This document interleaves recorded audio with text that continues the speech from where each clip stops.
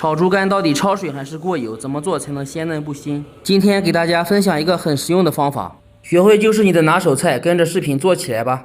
准备新鲜的猪肝，分割成合适大小，再切成片，大约是硬币的厚度就可以。太薄了，炒的时候水分容易流失，影响口感。全部切好，加入面粉和少量水抓匀。面粉有很强的吸附性，能更好的去掉血水和杂质。抓一会儿，再加水清洗一下。可以看一下这个水的颜色，所以这样清洗很有必要。倒出空水，再换水清洗几遍，洗至水清为止。时间充足，也可以切片后浸泡1个小时。挤干水分，腌制，加入葱姜，再加入盐、胡椒粉、料酒、生抽和蚝油。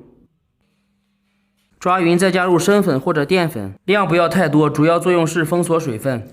螺丝椒洗干净，切成滚刀块。红辣椒搭配颜色，不吃辣可以用青椒和胡萝卜代替。洋葱切条抖散，姜蒜切片。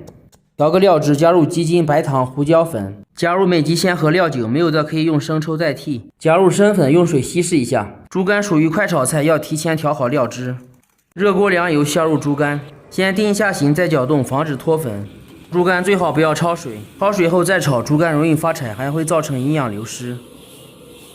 炒散变色以后，立马倒出。锅里放油，先下入姜蒜片炒香。加入配料，小火慢炒至断生。断生以后下入猪肝，炒匀以后倒入调好的料汁，让料汁都均匀的挂在上面。炒好以后加入适量的香辣红油，全部炒匀以后就可以出锅装盘。一道鲜嫩入味的炒猪肝就制作完成。操作简单，下酒下饭都很不错，喜欢的朋友赶紧去试一下吧。点头像进主页，还有更多家常菜。感谢大家的关注和支持。